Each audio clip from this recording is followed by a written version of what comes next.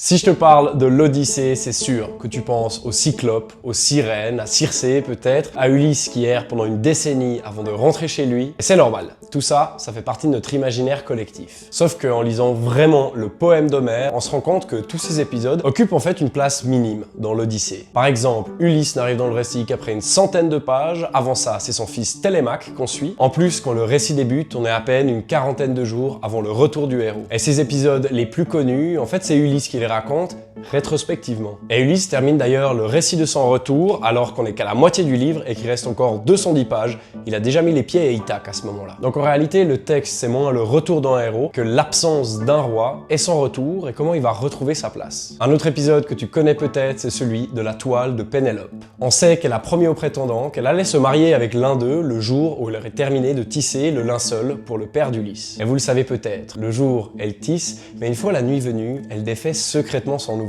Et cet épisode extrêmement connu n'est en réalité évoqué qu'à 2 reprises dans le texte, et la première fois d'ailleurs, cet épisode n'occupe que 2 vers. Bref, on ignore parfois ces aspects du texte d'Homère, alors pour t'en parler plus en détail, je viens de sortir une vidéo sur YouTube un peu plus longue, alors si tu veux en savoir plus, que t'as peut-être envie de te lancer dans la lecture, ou juste que t'es intrigué parce que t'as vu qu'il y avait un nouveau film qui allait sortir ces prochains jours, tu sais où me trouver, les liens sont dans la bio.